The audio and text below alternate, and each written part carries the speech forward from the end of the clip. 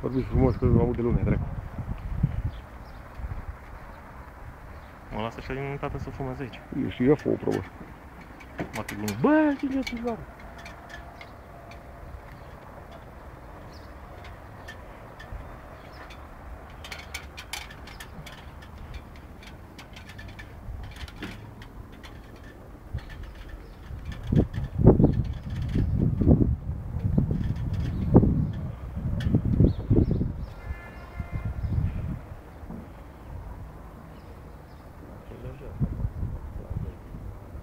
Trebuie să făcut acolo pe pula mea. Aici un pas. Nu?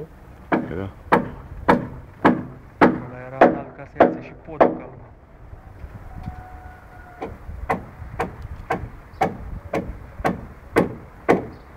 La care zici? Copii. Eram Puteai și la alea astea înalți mai mult cu părții laterali și poama mai coboră un pic. Crede? Și mai ieșea podul ăla.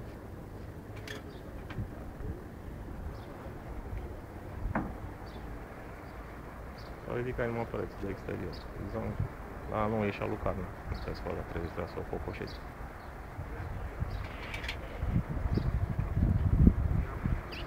Ba ieși?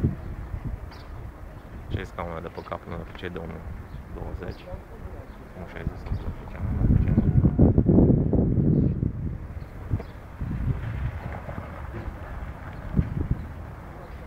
Astăzi bună și asta.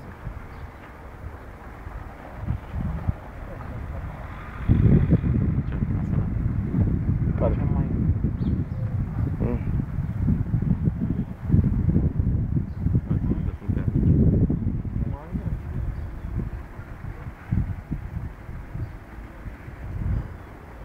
Merge pentru o familie cu 2 copii, e chiar ideală, știi?